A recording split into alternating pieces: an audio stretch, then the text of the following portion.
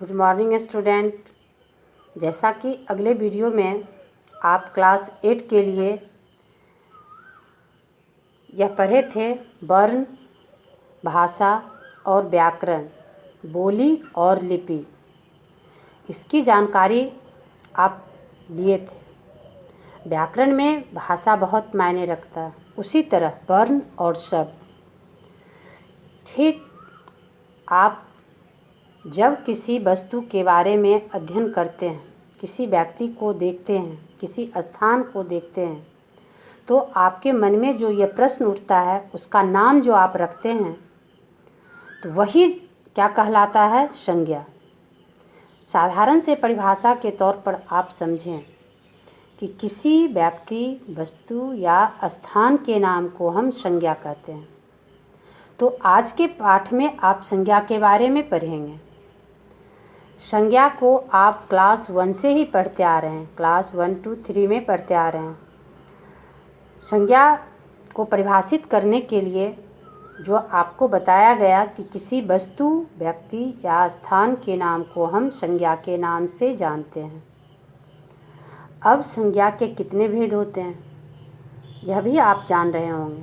संज्ञा के मुख्य रूप से 3 भेद हैं: जातिवाचक संज्ञा, व्यक्तिवाचक संज्ञा और भाववाचक संज्ञा।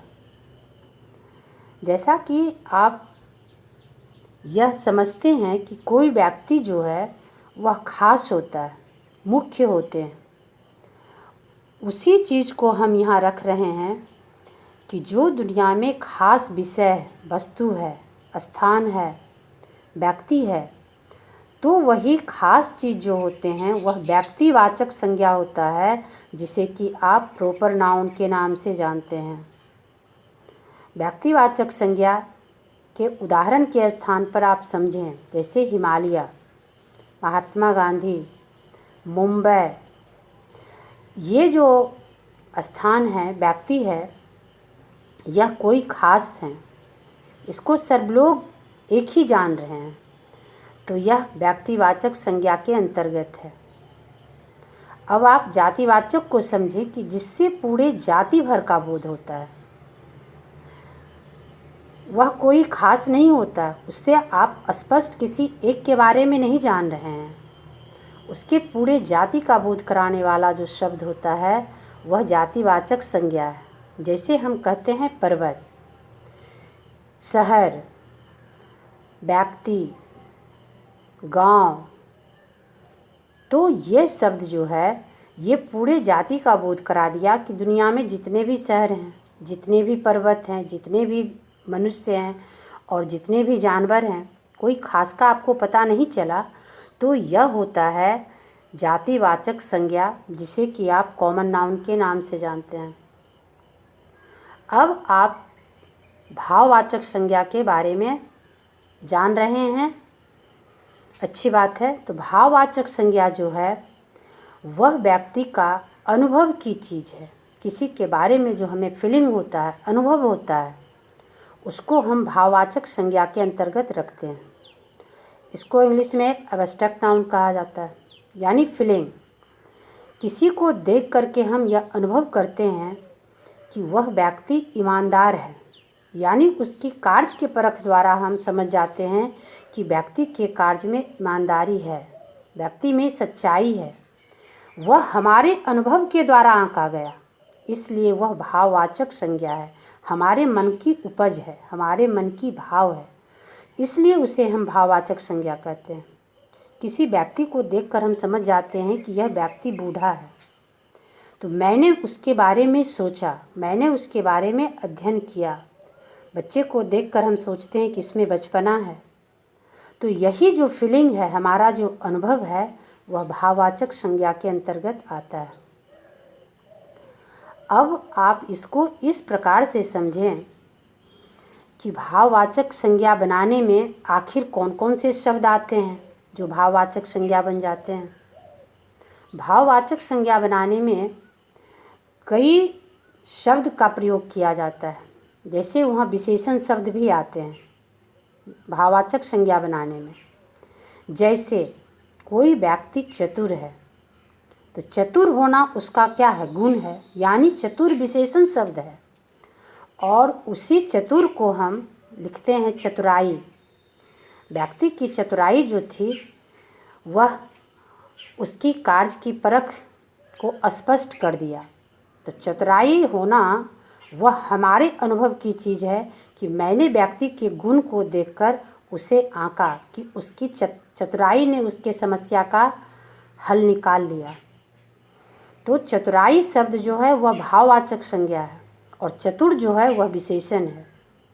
बूढ़ा, उदाहरण को अगर आप अच्छी तरह से समझेंगे तब आप संज्ञा से भाववाचक संज्ञा और विशेषण से भाववाचक संज्ञा, क्रिया से भाववाचक संज्ञा बनाने में आपको काफ़ी मदद मिलेगी। जैसे बूढ़ा होना किसी व्यक्ति का वो गुण है कि व्यक्ति बूढ़ा होंगे, बूढ़ा हैं, तो उसकी उम्र को देखकर हम यह अंदाज़ लगाते हैं कि वह बुढ़ापा की ओर बढ़ रहे हैं। तो बुढ़ापा शब्द जो है वह भाववाचक संज्ञा है और बूढ़ा क्या है, उस व्यक्ति का विशेषण है। क्रिया, जैसे हम किसी चीज़ को आंकते हैं कि आज शिक्षक ने बच्चों को बहुत पीटा, तो पीटना क्रिया है। लेकिन अगर हम यह कहते हैं कि आज शिक्षक के पीटने के कारण उसकी आज इतनी जो पिटाई हुई उसके कारण उसे दर्द हो रहा है, तो उसकी पिटाई का मैंने अनुभव किया कि पिटाई के कारण उसे दर्द हो रहा है, तो पिटाई शब्द जो है वह भाववाचक संज्ञा है। अब आप स्पष्ट समझ गए होंगे कि भाववाचक संज्ञा बनाने में विशेषण, क्रिया, अवयव, जातिवाचक संज्ञा आदि का सहयोग लिया जाता है, तब भाववाचक संज्ञा का निर्माण होता है। वाक्य में यह समझने में काफ़ी मदद मिलती है कि संज्ञा जो है वह क्या है, किस वाचक से जुड़ा हुआ है। वाक्य दिए जाते हैं, उसमें कभी प्रश्न ये रखा जाता है कि वाक्य को पढ़कर आप भाववाचक संज्ञा को गोला लगाएं, वाक्य को पढ़कर आप जातिवाचक संज्ञा को गोला लगाएं, व्यक्तिवाचक संज्ञा को गोला लगाएं। तो जिस बच्चे को यह जानकारी नहीं होता है परिभाषा के द्वारा, उदाहरण के द्वारा कि यह जो शब्द है वह कौन सी संज्ञा के अंतर्गत आता है, तो उसके जो वे प्रश्न होते हैं वह कभी सटीक नहीं होते हैं।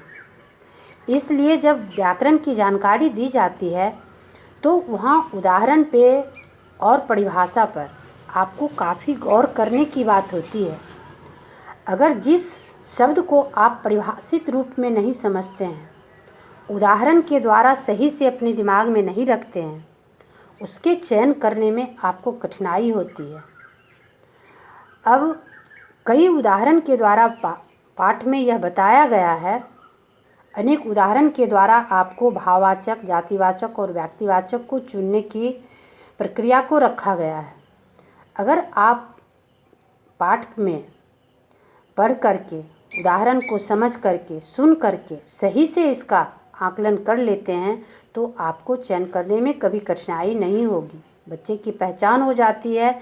बहुत बच्चे 2-4 बार में ही समझ जाते हैं कि भाववाचक के अंतर्गत क्या आता है, जातिवाचक के अंतर्गत क्या आता है, व्यक्तिवाचक के अंतर्गत क्या आता है। तो जो बच्चे जितने एकाग्रचित होकर के पाठ को समझते हैं, सुनते हैं, उनका अध्ययन उतना ही मजबूत होता है। व्याकरण, खासकर व्याकरण पढ़ने के समय आपको यह रटने की चीज़ नहीं होती है, याद करने की चीज़ नहीं होती है, यह समझने की चीज़ है कि जो उदाहरण दिए गए हैं इसमें कौन सा शब्द को मैंने बहुत अच्छी तरह से समझ लिया है। तो बच्चों, आज आप इस पाठ के द्वारा संज्ञा के बारे में समझा। संज्ञा के ढेर सारे उदाहरण हैं, प्रश्न के माध्यम से आपके पाठ में रखा गया है। अगर आप सही से इसको समझ लिए हैं तो प्रश्नोत्तर बनाने में आपको कठिनाई नहीं होगी। पहले तो आपको संज्ञा की परिभाषा, संज्ञा के भेद, संज्ञा के उदाहरण आदि को प्रश्नोत्तर के द्वारा लिखना है। उसके बाद जितने भी इसके ऑब्जेक्टिव क्वेश्चंस हैं उसको बनाना है। आज आप संज्ञा के बारे में जो पढ़ा, इससे आपने क्या सीखा। इसको पुनः वीडियो देख करके दोबारा उस पर अध्ययन करेंगे, पुनः पाठ से फिर उसको पढ़ेंगे, तब आपके दिमाग में वह बात स्पष्ट रूप से बैठ जाएगी और प्रश्नोत्तर को सुलभ करने में आपको कोई कठिनाई नहीं होगी। धन्यवाद।